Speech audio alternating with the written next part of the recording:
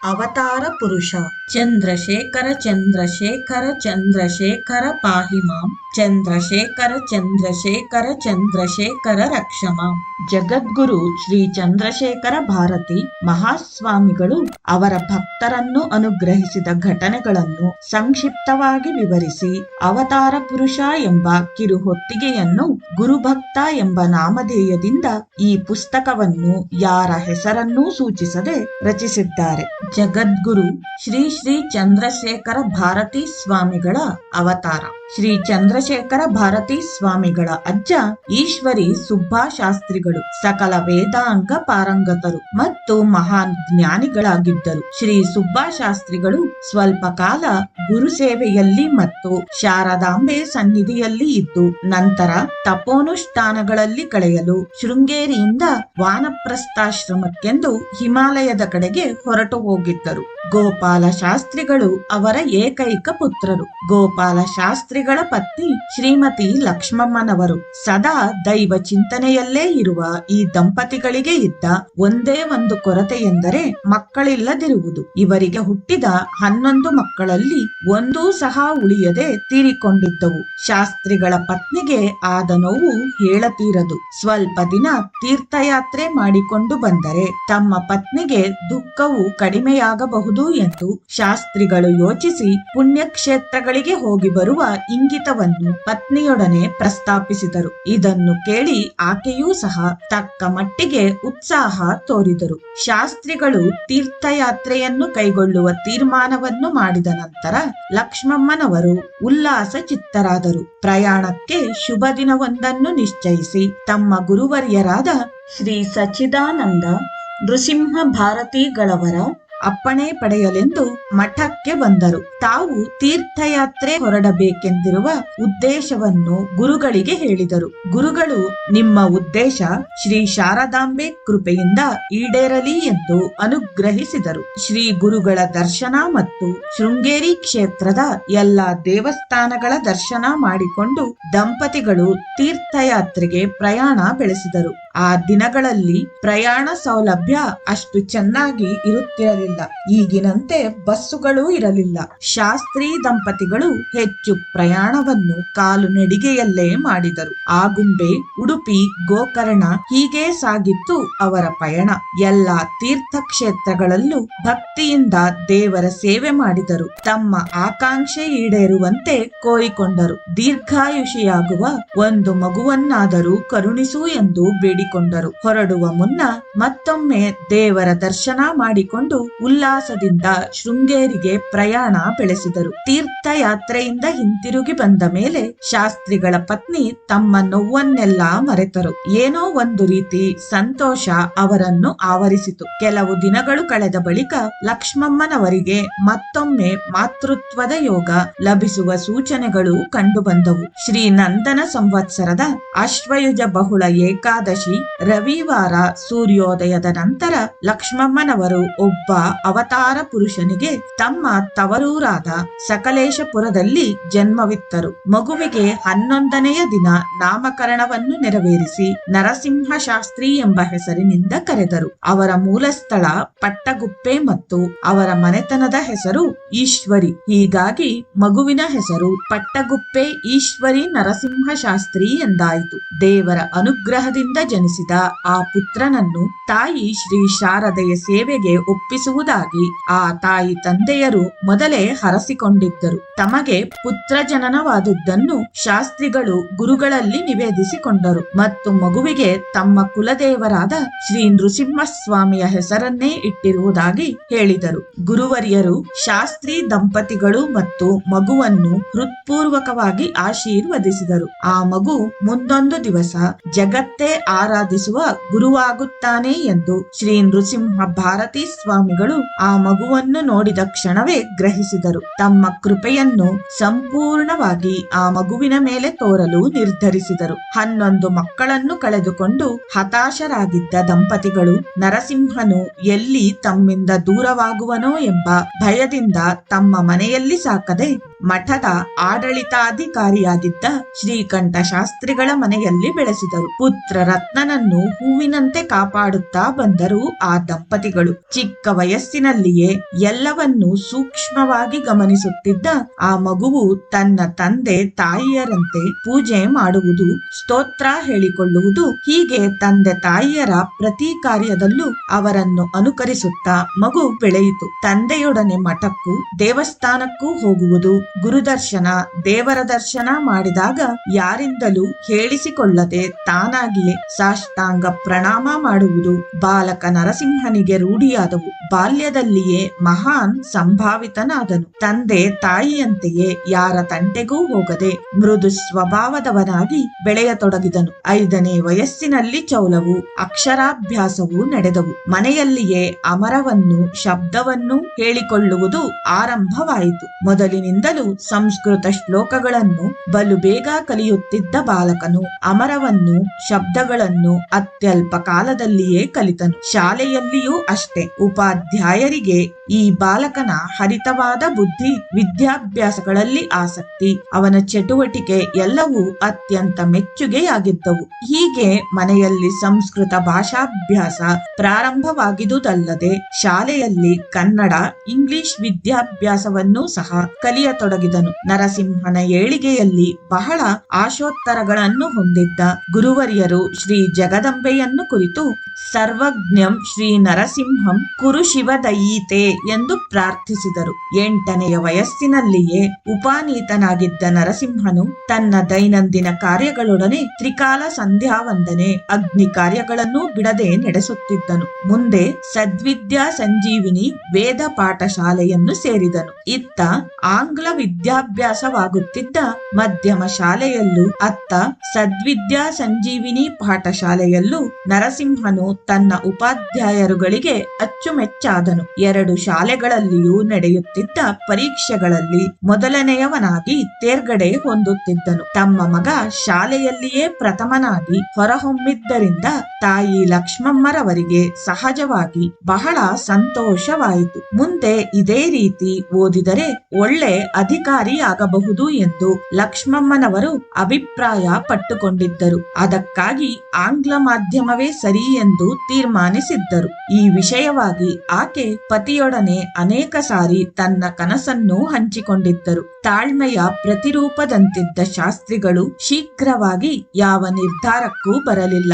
ಮಗನ ಪ್ರತಿಯೊಂದು ವಿಷಯದಲ್ಲೂ ಗುರುಗಳನ್ನೇ ಆಶ್ರಯಿಸುತ್ತಿದ್ದ ಶಾಸ್ತ್ರಿಗಳು ಈಗಲೂ ಸಹ ಗುರುವರ್ಯರ ಮನಸ್ಸಿನಲ್ಲಿ ಏನಿದೆ ಎಂದು ತಿಳಿದು ಮುಂದಿನ ನಿರ್ಧಾರ ಕೈಗೊಳ್ಳಲು ತೀರ್ಮಾನಿಸಿ ನಿಧಾನವಾಗಿ ನರಸಿಂಹವನದತ್ತ ನಡೆದರು. ಗುರುಗಳ ದರ್ಶನಕ್ಕಾಗಿ ಮನಸ್ಸಿನಲ್ಲಿ ತಮ್ಮ ಪತ್ನಿ ಕೈಗೊಂಡಿದ್ದ ನಿರ್ಧಾರವನ್ನು ಗುರುಗಳ ಮುಂದೆ ಹೇಳಿದರು. ಅದಕ್ಕೆ ಗುರುಗಳು, ನಿಮ್ಮ ನರಸಿಂಹನಿಗೆ ಆಂಗ್ಲ ವಿದ್ಯಾಭ್ಯಾಸ ಬೇಡ, ಅವನ ಮಾರ್ಗ ಬೇರೆ. ಅವನಿಗೆ ಕೊಡಿಸಬೇಕಾದದ್ದು ಧಾರ್ಮಿಕ ಶಿಕ್ಷಣ, ಅವನಿಗೆ ವೈದಿಕ ವಿದ್ಯೆಯನ್ನೇ ಕೊಡಿಸಿ ಎಂದು ಆಶೀರ್ವಾದ ವಾಣಿಯಲ್ಲಿ ಗುರುಗಳು ಆಣತಿ ಇತ್ತರು. ಶಾಸ್ತ್ರಿಗಳು ನಮ್ರತೆಯಿಂದ ತಲೆಬಾಗಿ ತಮ್ಮ ಅಪ್ಪಣೆಯನ್ನು ಶಿರಸಾ ವಹಿಸುತ್ತೇನೆ, ಅವನು ತನ್ನೆಲ್ಲಾ ಶಕ್ತಿಯನ್ನು ವೇದ ವಿದ್ಯಾಭ್ಯಾಸಕ್ಕೆ ವಿನಿಯೋಗಿಸಬಹುದು ಎಂದರು. ಅದು ನಮ್ಮ ಅಪ್ಪಣೆಯಲ್ಲ, ಶಾರದಾಂಬೆಯ ಅಪ್ಪಣೆ ಎಂದು ಗುರುವರ್ಯರು ನುಡಿದು ಶಾಸ್ತ್ರಿಗಳನ್ನು ಕಳಿಸಿಕೊಟ್ಟರು. ಗುರುವರ್ಯರ ಅಭಿಪ್ರಾಯದಂತೆ ಗೋಪಾಲ ಶಾಸ್ತ್ರಿಗಳು ಬಾಲಕನನ್ನು ಸದ್ವಿದ್ಯಾ ಸಂಜೀವಿನಿ ಪಾಠಶಾಲೆಗೆ ಸೇರಿಸಿದರು. ಗೀರ್ವಾಣ ವಿದ್ಯೆಯಲ್ಲಿ ಹೆಚ್ಚು ಹೆಚ್ಚು ಆಸಕ್ತಿಯಿಂದ ಅಭ್ಯಾಸ ನಡೆಸುತ್ತಾ ನರಸಿಂಹನು ಒಂದೊಂದೇ ಮೆಟ್ಟಿಲನ್ನು ಮೇಲೇರುತ್ತಾ ಬಂದನು. ಗೀರ್ವಾಣ ವಿದ್ಯೆಯಲ್ಲಿನ ಆಸಕ್ತಿ ಸ್ವಾಭಾವಿಕವಾಗಿ ಅವನನ್ನು ಆಧ್ಯಾತ್ಮ ಚಿಂತನೆಯಲ್ಲಿ ಮುಳುಗಿಸಿತು.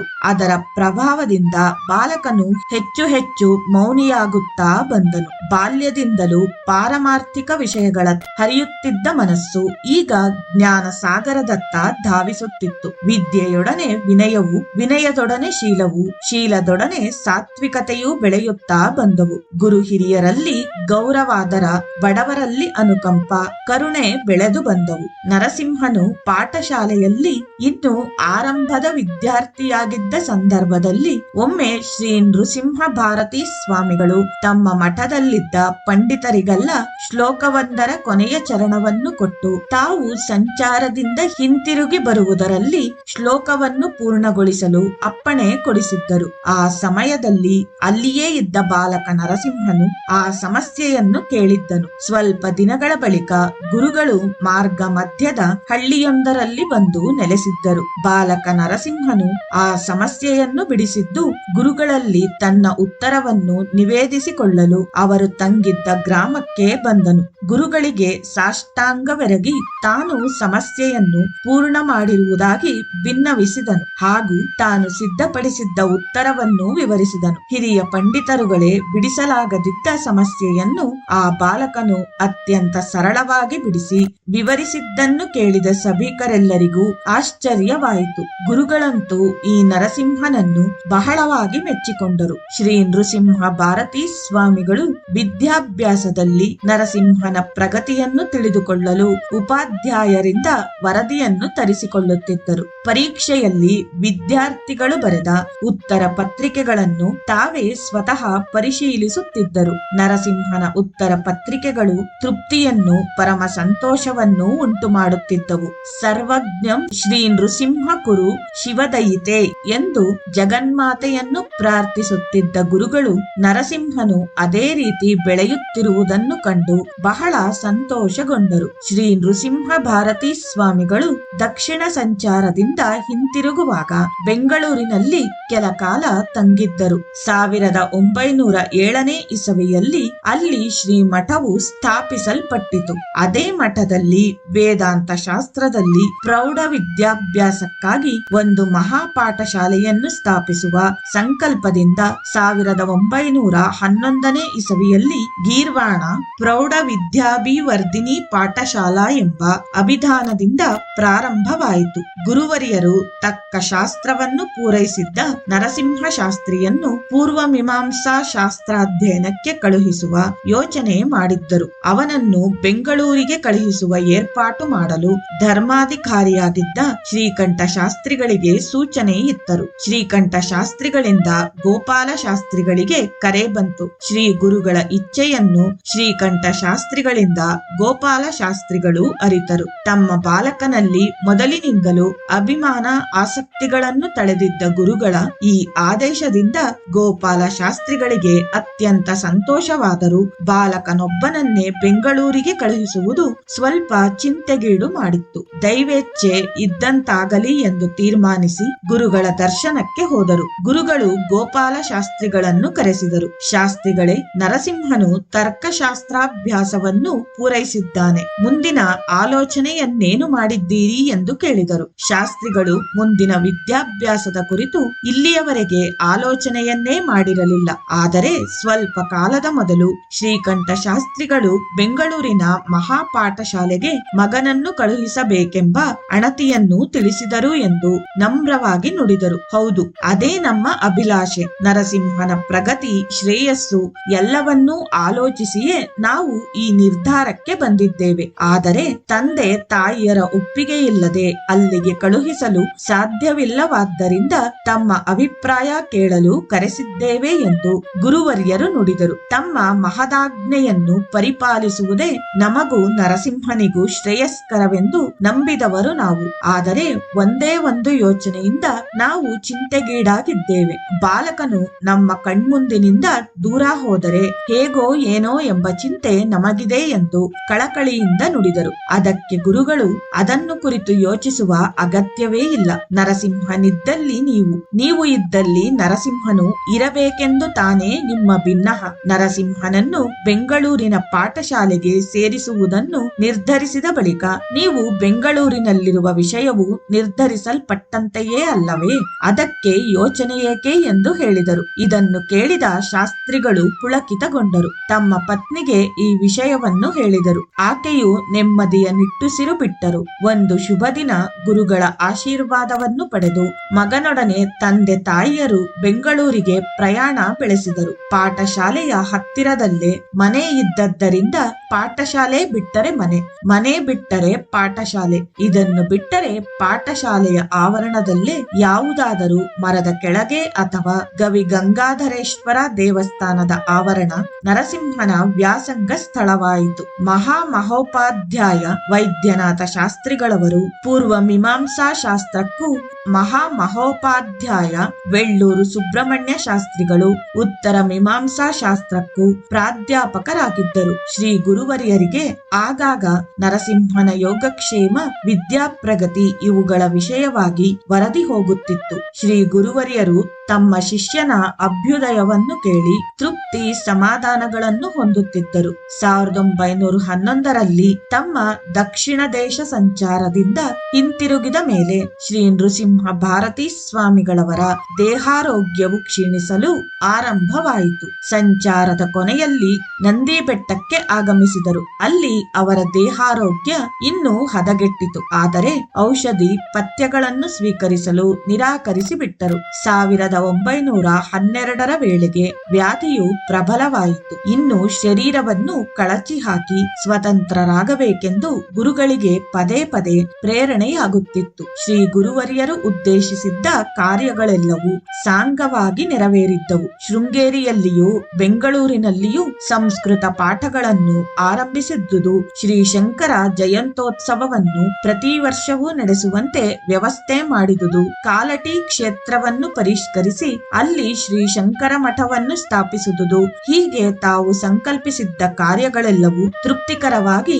ನೆರವೇರಿದ್ದವು. ತಮ್ಮ ಕಟ್ಟಕಡೆಯ ಜವಾಬ್ದಾರಿಯಾದ ಶಿಷ್ಯ ಪರಿಗ್ರಹಣವನ್ನು ಆದಷ್ಟು ಬೇಗ ಮಾಡಿ ಮುಗಿಸಲು ನಿರ್ಧರಿಸಿದರು. ಯಾರನ್ನು ತಮ್ಮ ಉತ್ತರಾಧಿಕಾರಿಯನ್ನಾಗಿ ಮಾಡಬೇಕೆಂದು ಮೊದಲೇ ತಮ್ಮ ಮನದಲ್ಲಿ ನಿರ್ಧರಿಸಿದ್ದರು. ಶ್ರೀಕಂಠ ಶಾಸ್ತ್ರಿಗಳಿಗೆ ಬರಲು ಹೇಳಿ ಕಳುಹಿಸಿದರು. ಶಿಷ್ಯ ಪರಿಗ್ರಹಣ ಮಾಡಿ ಅವರಿಗೆ ಸಂಪೂರ್ಣ ಭಾರವನ್ನು ವಹಿಸಿ ತಾವು ಆ ಸಂಬಂಧದಿಂದ ನಿವೃತ್ತರಾಗಬೇಕೆಂಬ ಅಭಿಪ್ರಾಯವಿದೆ ಎಂದು ತಿಳಿಸಿದರು. ತಮ್ಮ ಸ್ಥಾನಕ್ಕೆ ಬರಲು ಅರ್ಹರೆಂದು ಹಲವಾರು ವರ್ಷಗಳಿಂದ ತಮ್ಮ ಹೃದಯದಲ್ಲೇ ತೀರ್ಮಾನಿಸಿಕೊಂಡಿದ್ದ ಶ್ರೀ ನರಸಿಂಹ ಶಾಸ್ತ್ರಿಗಳಿಗೆ ಸನ್ಯಾಸಾಶ್ರಮವನ್ನು ಕೊಡಿಸಿ ಅವರನ್ನೇ ತಮ್ಮ ಸ್ಥಾನಕ್ಕೆ ಉತ್ತರಾಧಿಕಾರಿಯನ್ನಾಗಿಸಲು ನಿರ್ಧರಿಸಿರುವುದಾಗಿ ನುಡಿದರು. ಗುರುಗಳ ಇಚ್ಛೆಯಂತೆ ಉತ್ತರಾಧಿಕಾರಿಯ ವಿಚಾರವಾಗಿ ಗುರುಗಳ ನಿರ್ಧಾರವನ್ನು ಮೈಸೂರಿನ ಮಹಾರಾಜರು ಗುರುಭಕ್ತರೂ ಆಗಿದ್ದ ನಾಲ್ವಡಿ ಕೃಷ್ಣರಾಜ ಒಡೆಯರ್ರವರಿಗೆ ತಿಳಿಸಿ ನೃಸಿಂಹ ಶಾಸ್ತ್ರಿಗಳನ್ನು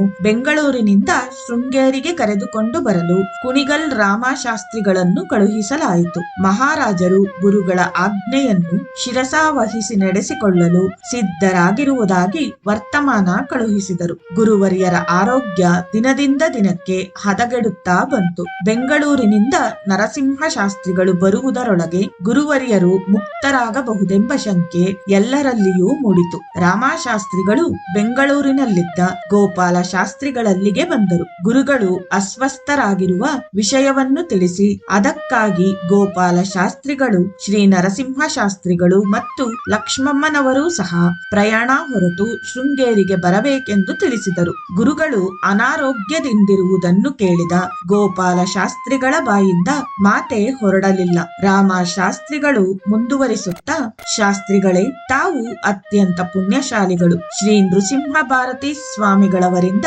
ಆಶ್ರಮ ದೀಕ್ಷೆಯನ್ನು ಪಡೆದು ದಕ್ಷಿಣಾಮ್ನಾಯ ಪೀಠಕ್ಕೆ ಆಚಾರ್ಯರಾಗುವ ಮಹಾಪುರುಷನ ಮಾತಾಪಿತರಾದ ತಾವು ಧನ್ಯರು ಎಂದರು. ಇದನ್ನು ಕೇಳಿದ ಗೋಪಾಲ ಶಾಸ್ತ್ರಿಗಳು ಕ್ಷಣಕಾಲ ದಂಗಾದರು. ತಮ್ಮ ಏಕಮಾತ್ರ ಪುತ್ರ ಸರ್ವಸಂಗ ಪರಿತ್ಯಾಗಿಯಾಗಿ ಸನ್ಯಾಸಿಯಾಗುವುದೇ ಎಂದು ಲಕ್ಷ್ಮಮ್ಮನವರು ಬಿಕ್ಕಿದರು. ಗೋಪಾಲ ಶಾಸ್ತ್ರಿಗಳು ಅತ್ಯಂತ ಕಷ್ಟದಿಂದ ತಮ್ಮ ದುಃಖವನ್ನು ತಡೆದುಕೊಂಡರು. ಆದರೆ ಗೋಪಾಲ ಶಾಸ್ತ್ರಿಗಳು ಎಷ್ಟು ವಿಧವಾಗಿ ಹೇಳಿದರೂ ಆ ತಾಯಿ ತಮ್ಮ ಮಗನನ್ನು ಬಿಟ್ಟುಕೊಡಲು ಒಪ್ಪಲಿಲ್ಲ. ಹೆತ್ತ ಕರುಳಿನ ನೋವು ಅನುಭವಿಸಿದವರಿಗೇ ಗೊತ್ತು. ಶಾಸ್ತ್ರಿಗಳು, ರಾಮಶಾಸ್ತ್ರಿಗಳು ಎಷ್ಟೆಷ್ಟೋ ಪರಿಯಲ್ಲಿ ಸಮಾಧಾನ ಹೇಳಿದರೂ ಯಾವುದು ಪ್ರಯೋಜನಕ್ಕೆ ಬರಲಿಲ್ಲ. ಆಗ ಶ್ರೀ ನರಸಿಂಹ ಶಾಸ್ತ್ರಿಗಳೇ ಮುಂದೆ ಬಂದರು. ತಾಯೇ, 13 ಮಕ್ಕಳನ್ನು ದುಃಖದಿಂದ ಮೃತ್ಯುವಿಗೆ ಒಪ್ಪಿಸಬೇಕಾಯಿತು. ಒಬ್ಬನನ್ನಾದರೂ ಸಂತೋಷದಿಂದ ಗುರುವರ್ಯರಿಗೆ ಅರ್ಪಿಸಬಾರದೇ ಎಂದು ವಿನಯದಿಂದ ಕೇಳಿ ಸನ್ಯಾಸಕ್ಕೆ ಅಪ್ಪಣೆ ಕೊಡಿರೆಂದು ಪ್ರಾರ್ಥಿಸಿದರು. ಕೊನೆಗೆ ಲಕ್ಷ್ಮಮ್ಮನವರು ಅಪ್ಪಣೆ ಕೊಟ್ಟರು. ಶಂಕರರ ತಾಯಿ ಆರ್ಯಾಂಬಿಕೆಯಂತೆ ಲಕ್ಷ್ಮಮ್ಮನವರೂ ಸಹ ತಮ್ಮ ಪುತ್ರನನ್ನು ತ್ಯಾಗ ಮಾಡಿದರು. ಅಪ್ಪಣೆ ಕೊಟ್ಟ ತಾಯಿ ತಾಯಿಗೆ ನರಸಿಂಹ ಶಾಸ್ತ್ರಿಗಳು ಸಾಷ್ಟಾಂಗ ನಮಸ್ಕಾರ ಮಾಡಿದರು. ಹಾಗೆಯೇ ತಂದೆ ತಾಯಿಯವರಿಗೂ ಪ್ರಣಾಮ ಮಾಡಿದರು. ಆ ದಿನವೇ ನರಸಿಂಹ ಶಾಸ್ತ್ರಿಗಳು ಕುಣಿಗಲ್ ರಾಮಶಾಸ್ತ್ರಿಗಳೊಡನೆ ಶೃಂಗೇರಿಗೆ ಪ್ರಯಾಣ ಮಾಡಿದರು. ಇತ್ತ ತಮ್ಮ ಉತ್ತರಾಧಿಕಾರಿಯು ಬರುವ ಮುನ್ನವೇ ಶ್ರೀ ಸಚ್ಚಿದಾನಂದ ಶಿವಾಭಿನವ ನೃಸಿಂಹ ಭಾರತಿ ಸ್ವಾಮಿಗಳವರು ಪರಿಧಾವಿ ಸಂವತ್ಸರದ ಚೈತ್ರ ಶುದ್ಧ ಬಿದಿಗೆಯಂದು ಪಂಚಭೂತಗಳಲ್ಲಿ ಲೀನವಾದರು. ಮಠದ ದಕ್ಷಿಣ ಭಾಗದಲ್ಲಿ ಗುರುವರ್ಯರೇ ನಿರ್ಮಿಸಿಕೊಂಡಿದ್ದ ನೃಸಿಂಹವನದಲ್ಲಿಯೇ ಗುರುಗಳ ಕಳೇಬರವನ್ನು ಸಮಾಧಿ ಮಾಡಲಾಯಿತು. ಅತ್ತ ತ್ವರಿತಗತಿಯಲ್ಲಿ ಪ್ರಯಾಣ ನಡೆಸಿ ಶೃಂಗೇರಿಗೆ ದಯಮಾಡಿಸಿದ ಶ್ರೀ ನರಸಿಂಹ ಶಾಸ್ತ್ರಿಗಳು ಜಗದ್ಗುರುಗಳ ನಿರ್ಯಾಣದ ಸುದ್ದಿಯಿಂದ ಸಿಡಿಲು ಬಡಿದಂತಾಯಿತು. ಶ್ರೀ ಗುರುಗಳವರ ಆರಾಧನಾದಿ ಉತ್ತರ ಕ್ರಿಯೆಗಳೆಲ್ಲವೂ ಸಾಂಗವಾಗಿ ನೆರವೇರಿದವು. ಇತ್ತ ಶೃಂಗೇರಿಯಲ್ಲಿ ಶ್ರೀ ನೃಸಿಂಹ ಭಾರತಿ ಸ್ವಾಮಿಗಳವರ ಆರಾಧನಾದಿ ಕಾರ್ಯವು ಒಂದೆಡೆ ನಡೆಯುತ್ತಿದ್ದರೆ ಮತ್ತೊಂದೆಡೆ ನೂತನ ಗುರುಗಳ ಆಶ್ರಮ ಸ್ವೀಕಾರಕ್ಕೆ ಪಟ್ಟಾಭಿಷೇಕಕ್ಕೆ ಸಕಲ ಸಿದ್ಧತೆ ನಡೆಯುತ್ತಿದ್ದವು. ಎಲ್ಲೆಲ್ಲಿಯೂ ಹಬ್ಬದ ವಾತಾವರಣ ನಿರ್ಮಾಣವಾಯಿತು. ಇಂತಹ ಸಂದರ್ಭದಲ್ಲಿ ಕಂಡುಬಂದ ಒಂದೇ ಒಂದು ಕೊರತೆ ಎಂದರೆ ಶ್ರೀ ಗೋಪಾಲ ಶಾಸ್ತ್ರಿಗಳು ಮಹಾಮಾತೆ ಲಕ್ಷ್ಮಮ್ಮನವರು ಸಕಾಲದಲ್ಲಿ ಶೃಂಗೇರಿಗೆ ಬರಲಾಗದೆ ತಮ್ಮ ಸುಪುತ್ರರು ದೀಕ್ಷೆಯನ್ನು ಸ್ವೀಕರಿಸುವುದನ್ನು ಕಾಣದೆ ಹೋದದ್ದು. ಬೆಂಗಳೂರಿನಿಂದ ಹೊರಟ ಆ ದಂಪತಿಗಳು ಅತ್ಯಂತ ಪ್ರಯಾಸದಿಂದ ತರೀಕೆರೆಯವರೆಗೂ ಬಂದು ಅಲ್ಲಿಂದ ಶೃಂಗೇರಿಗೆ ಬರಲು ಯಾವ ಸೌಕರ್ಯವೂ ದೊರಕದೆ ನಿರಾಶರಾಗಿದ್ದರು. ಮಾರನೇ ದಿನ ವಿಶೇಷ ಶ್ರಮದಿಂದ ಶೃಂಗೇರಿಗೆ ಆಗಮಿಸಿದಾಗ ತಾವು ಕಂಡದ್ದು ತಮ್ಮ ಪಾಲಕ ನರಸಿಂಹನನ್ನಲ್ಲ, ಬದಲಾಗಿ ದಕ್ಷಿಣಾಮ್ನಾಯ ಪೀಠದ ಆಚಾರ್ಯರಾಗಿದ್ದ ಜಗದ್ಗುರು ಶ್ರೀ ಶ್ರೀ ಚಂದ್ರಶೇಖರ ಭಾರತಿ ಮಹಾಸ್ವಾಮಿಗಳನ್ನು. ಪರಿಧಾವಿ ಸಂವತ್ಸರದ ಚೈತ್ರ ಬಹುಳ ಷಷ್ಠಿ ದಿನ ಶ್ರೀ ನರಸಿಂಹ ಶಾಸ್ತ್ರಿಗಳಿಗೆ ಸನ್ಯಾಸವಾಯಿತು. ಯತಿವರ್ಯರಿಗೆ ಶ್ರೀ ದಕ್ಷಿಣಾಮ್ನಾಯ ಪೀಠದ ಮಹಾವಾಕ್ಯವು ಶ್ರೀ ನೃಸಿಂಹ ಭಾರತಿ ಸ್ವಾಮಿಗಳವರ ಸನ್ನಿಧಿಯಲ್ಲಿಯೇ ದೀರ್ಘಕಾಲ ವಾಸ ಮಾಡುತ್ತಿದ್ದ ಸನ್ಯಾಸಿಗಳಿಂದ ಉಪದೇಶಿಸಲ್ಪಟ್ಟಿತು. ಶ್ರೀ ಶ್ರೀ ಚಂದ್ರಶೇಖರ ಭಾರತಿ ಎಂಬ ಯೋಗ ಪಟ್ಟವು ಮುಕ್ತರಾದ ಗುರುಗಳ ಆಜ್ಞೆಯಂತೆಯೇ ಕೊಡಲ್ಪಟ್ಟಿತು. ನೂತನ ಗುರುವರಿಯರು ತಮ್ಮ ಅಮೃತವಾಣಿಯಿಂದ ಸಕಲರನ್ನು ಆಶೀರ್ವದಿಸಿದರು. ಶ್ರೀ ಚಂದ್ರಶೇಖರ ಭಾರತಿ ಸ್ವಾಮಿಗಳವರು ತಮ್ಮ ಗುರುಗಳಾದ ಶ್ರೀ ನೃಸಿಂಹ ಭಾರತಿ ಸ್ವಾಮಿಗಳವರಿಂದ ನೇರವಾಗಿ ಉಪದೇಶ ಪಡೆಯದಿದ್ದರು ಪ್ರತಿನಿತ್ಯ ಗುರುಗಳ ಸಮಾಧಿ ಸ್ಥಳದಲ್ಲಿಯೇ ಕುಳಿತು ಅವರನ್ನು ಧ್ಯಾನಿಸಿ ತಮಗೆ ಬೇಕಾದ ಮಾರ್ಗದರ್ಶನವನ್ನು ಪಡೆದುಕೊಳ್ಳುತ್ತಿದ್ದರು. ಮಠದ ಆಡಳಿತ ನಡೆಸಲು ದಕ್ಷರಾದ ಶ್ರೀಕಂಠ ಶಾಸ್ತ್ರಿಗಳಿದ್ದರು. ಆದ್ದರಿಂದ ಗುರುಗಳು ನಿಶ್ಚಿಂತರಾಗಿ ಯೋಗ, ವೇದಾಂತ, ತಪೋನುಷ್ಠಾನಗಳಲ್ಲಿ ಮಗ್ನರಾದರು. ಬೆಂಗಳೂರಿನ ಪಾಠಶಾಲೆಯಲ್ಲಿ ಒಂದು ಘಟ್ಟಕ್ಕೆ ಬಂದು ಹಠಾತ್ತಾಗಿ ನಿಂತು ಹೋದ ಪಾಠಗಳೂ ಸಹ ಇಲ್ಲಿ ಪುನರಾರಂಭವಾದವು. ಶ್ರೀ ಹಾನಗಲ್ ವಿರೂಪಾಕ್ಷ ಶಾಸ್ತ್ರಿಗಳು ಗುರುವರ್ಯರಿಗೆ ವೇದಾಂತ ಪಾಠವನ್ನು ಹೇಳಲು ನಿಯಮಿಸಲ್ಪಟ್ಟರು. ಸಕಲ ವೇದಾಂತ ಶಾಸ್ತ್ರವನ್ನು ಗುರುವರ್ಯರು ಕೇವಲ 2 ವರ್ಷದಲ್ಲಿ ಕಲಿತರು. ವೇದಾಂತ ಪಾಠವನ್ನು ಸಂಪೂರ್ಣ ಕರಗತ ಮಾಡಿಕೊಂಡಿದ್ದರು. ವೇದಾಂತ ವಿದ್ಯಾಭ್ಯಾಸ, ಯೋಗಾಭ್ಯಾಸಗಳೆಲ್ಲವೂ ಪೂರ್ಣವಾಗುತ್ತಾ ಬಂದು ಸನ್ಯಾಸವಾದ 4 ವರ್ಷಗಳಲ್ಲಿಯೇ ಶ್ರೀ ಶ್ರೀ ಚಂದ್ರಶೇಖರ ಭಾರತಿ ಸ್ವಾಮಿಗಳವರು ಎಲ್ಲರಿಗೂ ಆದರ್ಶ ಪ್ರಾಯರಾದರು. ಜ್ಞಾನ ನಿಧಿಯಾಗಿ ಶ್ರೀ ಗುರುವರ್ಯರು ಸಾಕ್ಷಾತ್ ಮೇಧಾ ದಕ್ಷಿಣಾಮೂರ್ತಿ ಸ್ವರೂಪರಾದರು. ನರಸಿಂಹವನದಲ್ಲಿ ಏರ್ಪಟ್ಟಿದ್ದ ಶ್ರೀ ಸಚ್ಚಿದಾನಂದ ಶಿವಾಭಿನವ ನೃಸಿಂಹ ಭಾರತಿ ಸ್ವಾಮಿಗಳವರ ಮಹಾ ಸಮಾಧಿ ಮಂದಿರದ ನಿರ್ಮಾಣ ಕಾರ್ಯವು ಸಂಪೂರ್ಣಗೊಂಡಿದ್ದವು. ಶ್ರೀ ನೃಸಿಂಹ ಭಾರತಿ ಸ್ವಾಮಿಗಳ ಸಂಕಲ್ಪದಂತೆಯೇ ಶ್ರೀ ಶಾರದಾಲಯದ ಪುನರ್ನಿರ್ಮಾಣ ಕಾರ್ಯವು ಶ್ರೀ ಚಂದ್ರಶೇಖರ ಭಾರತಿ ಸ್ವಾಮಿಗಳವರ ನೇತೃತ್ವದಲ್ಲಿಯೇ ನೆರವೇರಿತು. 2 ಆಲಯಗಳು ಸಂಪೂರ್ಣವಾಗಿದ್ದರಿಂದ ಕುಂಭಾಭಿಷೇಕವನ್ನು ನಡೆಸಿ ತಮ್ಮ ಗುರುಗಳವರ ಸಂಕಲ್ಪವನ್ನು ಈಡೇರಿಸಲು ನಿರ್ಧರಿಸಿದ್ದರು. ನಳ ಸಂವತ್ಸರದ ವೈಶಾಖ ಶುದ್ಧ ಪಾಡ್ಯಮಿಯಂದು ಶ್ರೀ ನೃಸಿಂಹ ಭಾರತಿ ಸ್ವಾಮಿಗಳ ಮೂರ್ತಿಯನ್ನು ಪ್ರತಿಷ್ಠಾಪಿಸಿ ಕುಂಭಾಭಿಷೇಕ, ಪ್ರಾಣ ಪ್ರತಿಷ್ಠಾದಿಗಳನ್ನು ಸಾಂಗವಾಗಿ ನೆರವೇರಿಸಿದರು. ನೆರವೇರಿಸಿದರು. ನಂತರ ಶ್ರೀ ಶಾರದಾಂಬ ದೇವಸ್ಥಾನಕ್ಕೆ ದಯಮಾಡಿಸಿ ಅಲ್ಲೂ ಸಹ ಕುಂಭಾಭಿಷೇಕ, ಪ್ರಾಣ ಪ್ರತಿಷ್ಠಾಪನೆಗಳನ್ನು ಶಾಸ್ತ್ರೋಕ್ತವಾಗಿ ನೆರವೇರಿಸಿ ಸಮಸ್ತ ಶಿಷ್ಯರಿಗೂ ಪ್ರಸಾದವನ್ನು ಅನುಗ್ರಹಿಸಿದರು. ಅಂದು ಸಂಜೆ ಶ್ರೀ ಶಾರದಾಂಬಾ ರಥೋತ್ಸವವು ನಡೆಯಿತು. ಉತ್ಸವಾದಿಗಳೆಲ್ಲವೂ ಕಳೆದ ಬಳಿಕ ಶ್ರೀ ಗುರುವರಿಯರು ಮತ್ತೆ ತಪೋನುಷ್ಠಾನಗಳಲ್ಲಿ ನಿರತರಾದರು. ಬ್ರಹ್ಮಸೂತ್ರ ಪಾಠಗಳನ್ನು ಬೋಧಿಸುವ ಕೆಲ ಸಂದರ್ಭಗಳು ಪೂಜಾದಿ ಕಾಲಗಳನ್ನು ಬಿಟ್ಟು ಉಳಿದೆಲ್ಲ ಕಾಲದಲ್ಲಿಯೂ ಏಕಾಂತದಲ್ಲಿ ಧ್ಯಾನಮಗ್ನರಾಗಿರುತ್ತಿದ್ದರು. ಇತ್ತ ಬೆಂಗಳೂರಿನಿಂದ ಹೊರಟು ತರೀಕೆರೆಯಲ್ಲಿ ಯಾವ ವಾಹನವೂ ಸಿಗದೆ ತಮ್ಮ ಏಕಮಾತ್ರ ಪುತ್ರ ನರಸಿಂಹನನ್ನು ಕಡೆಯದಾಗಿ ಒಮ್ಮೆ ಪುತ್ರ ವಾತ್ಸಲ್ಯ ದೃಷ್ಟಿಯಿಂದ ಕಾಣಲೂ ಸಾಧ್ಯವಾಗದೆ ಗೋಪಾಲ ಶಾಸ್ತ್ರಿಗಳು ಲಕ್ಷ್ಮಮ್ಮನವರು ಅತ್ಯಂತ ಪರಿತಪಿಸಿದರು. ಬೆಂಗಳೂರಿನಿಂದ ಶೃಂಗೇರಿಗೆ ಬಂದ ಬಳಿಕ ಅವರು ಕಂಡದ್ದು ತಮ್ಮ ಏಕೈಕ ಪುತ್ರ ಮಾತಾ ಪಿತೃವಾಕ್ಯ ಪರಿಪಾಲಕ ನರಸಿಂಹ ಶಾಸ್ತ್ರಿಯನ್ನಲ್ಲ. ಅವರು ದರ್ಶಿಸುವುದು ಶೃಂಗೇರಿ ವ್ಯಾಖ್ಯಾನ ಸಿಂಹಾಸನಾಧೀಶ್ವರರಾದ ದಕ್ಷಿಣ ನ್ಯಾಯಪೀಠದ ಜಗದ್ಗುರು ಶ್ರೀ ಚಂದ್ರಶೇಖರ ಭಾರತೀ ಸ್ವಾಮಿಗಳನ್ನು. ಯಾರು ಭಕ್ತಿ ನಮ್ರತೆಯಿಂದ ತಮಗೆ ವಂದಿಸಿ ಆಶೀರ್ವಾದ ಪಡೆಯುತ್ತಿದ್ದರೋ ಅವರೇ ಇಂದು ತಮ್ಮಿಬ್ಬರ ಭಕ್ತಿ ಗೌರವಗಳನ್ನು ಸ್ವೀಕರಿಸಿ ಅನುಗ್ರಹಿಸುವವರಾಗಿದ್ದರು. ಲಕ್ಷ್ಮಮ್ಮನವರ ಮನ ದುಃಖದಿಂದ ಕೂಡಿದ್ದರು. ಮಗನನ್ನು ಶಾರದಾಂಬೆಗೆ ಅರ್ಪಿಸಿದ ಸಮಾಧಾನ ಹೊಂದಿದ್ದರು. ಮಠದಲ್ಲಿ ಆಗಾಗ ನಡೆಯುತ್ತಿದ್ದ ಉತ್ಸವ ಪೂಜಾದಿಗಳಲ್ಲಿ ಶ್ರೀ ಚಂದ್ರಶೇಖರ ಭಾರತೀ ಸ್ವಾಮಿಗಳನ್ನು ವಾತ್ಸಲ್ಯ ಭರಿತರಾಗಿ ಕಣ್ತುಂಬಾ ನೋಡುತ್ತಿದ್ದರು. ಆದರೆ ವಿಧಿ ಅವರನ್ನು ಅಲ್ಲಿಗೆ ಬಿಡಲಿಲ್ಲ. ಶ್ರೀ ಗೋಪಾಲ ಶಾಸ್ತ್ರಿಗಳು 1919 ಇಸವಿಯಲ್ಲಿ ಇಹಲೋಕ ತ್ಯಜಿಸಿದರು. ಇದ್ದ ಒಬ್ಬ ಮಗನು ತಮ್ಮಿಂದ ದೂರವಾಗಿ ಸನ್ಯಾಸ ಜೀವನ ನಡೆಸುತ್ತಿದ್ದರು. ಗೋಪಾಲ ಶಾಸ್ತ್ರಿಗಳು ತಾವು ಬದುಕಿರುವವರೆಗೂ ದೃಢ ಮನಸ್ಕರಾಗಿ ಎಲ್ಲವನ್ನೂ ಸಮಚಿತ್ತದಿಂದ ಸ್ವೀಕರಿಸುತ್ತಿದ್ದರು. ಆದರೆ ಲಕ್ಷ್ಮಮ್ಮನವರಿಗೆ ಮಾತ್ರ ಮಗ ಸನ್ಯಾಸ ಸ್ವೀಕರಿಸಿ ತಮ್ಮಿಂದ ದೂರವಾಗಿದ್ದಲ್ಲದೆ ತನ್ನ ಪತಿಯನ್ನೂ ಸಹ ಕಳೆದುಕೊಂಡಿದ್ದು ಭರಿಸಲಾಗದ ದುಃಖ ತರಿಸಿತು. ದುಃಖದಲ್ಲಿಯೇ ಕೊರಗಿ ಕಡೆಗೆ 1922ರಲ್ಲಿ ಆಕೆಯೂ ಸಹ ದೇಹ ಬಂಧನದಿಂದ ಬಿಡುಗಡೆ ಹೊಂದಿದರು. ಕುಂಭಾಭಿಷೇಕವಾದ ಬಳಿಕ ಸುಮಾರು 7 ವರ್ಷಗಳ ಕಾಲ ಶ್ರೀ ಗುರುವರಿಯರು ತಪೋನಿರತರಾಗಿದ್ದರು. ಕ್ಲುಪ್ತ ಕಾಲಗಳಲ್ಲಿ ಶ್ರೀ ಶಾರದಾಂಬಾ ದರ್ಶನಕ್ಕೂ ಮತ್ತು ತಮ್ಮ ಗುರುಗಳ ಅಧಿಷ್ಠಾನಕ್ಕೂ ದಯಮಾಡಿಸುತ್ತಿದ್ದರು. ಆಗಲೇ ಇತರರಿಗೆ ದರ್ಶನವೂ ಭೇಟಿಯೂ ದೊರಕಬೇಕಾಗಿದ್ದಿತು. ಕೆಲವೇ ಜನ ಯೋಗ್ಯರಾದ ಶಿಷ್ಯರಿಗೆ ಅವರ ಅರ್ಹತೆಯನ್ನು ಪರೀಕ್ಷಿಸಿ ತಿಳಿದುಕೊಂಡ ಬಳಿಕ ಪಾಠ ಪ್ರವಚನ ನಡೆಸುತ್ತಿದ್ದರು. ಉಳಿದ ಕಾಲದಲ್ಲೆಲ್ಲ ಅವರ ದರ್ಶನ ಲಭ್ಯವಾಗುವುದೂ ಸಹ ಅಸಾಧ್ಯವಾಗುತ್ತಿತ್ತು. ಮನೋನಾಶವನ್ನು ಸುಲಭದಿಂದ ಸಾಧಿಸಿ ಶ್ರೀ ಗುರುವರಿಯರು ಜೀವನ್ಮುಕ್ತ ಸ್ಥಿತಿಯನ್ನು ಈ ವೇಳೆಗಾಗಲೇ ಮುಟ್ಟಿದ್ದರು. ಭಕ್ತರಿಂದಲೂ ಶಿಷ್ಯ ವರ್ಗದವರಿಂದಲೂ ಗುರುಗಳು ಸಂಚಾರ ಕೈಗೊಳ್ಳಬೇಕೆಂದು ಪದೇ ಪದೇ ಪ್ರಾರ್ಥನೆಗಳು ಬರುತ್ತಲೇ ಇದ್ದವು. ಆದರೆ ಸದಾ ಧ್ಯಾನದಲ್ಲೇ ನಿರತರಾಗಿರುತ್ತಿದ್ದ ಗುರುವರ್ಯರು ಅದರ ಬಗ್ಗೆ ಯಾವುದೇ ತೀರ್ಮಾನವನ್ನು ಕೈಗೊಂಡಿರಲಿಲ್ಲ. ಭಕ್ತರ ಒತ್ತಾಯ ಹೆಚ್ಚಾದ ಮೇಲೆ ತಮ್ಮ ಗುರುವರ್ಯರ ಅಪ್ಪಣೆಯನ್ನು ಅಂತಃ ಪ್ರೇರಣೆಯ ಮೂಲಕ ಪಡೆದ ಗುರುಗಳು ಸಂಚಾರಕ್ಕೆ ಹೊರಡಲು ಸಿದ್ಧರಾದರು. 1924ರಲ್ಲಿ ಮಿತ ಪರಿವಾರದೊಡನೆ ಮಿತವಾದ ಬಿರುದು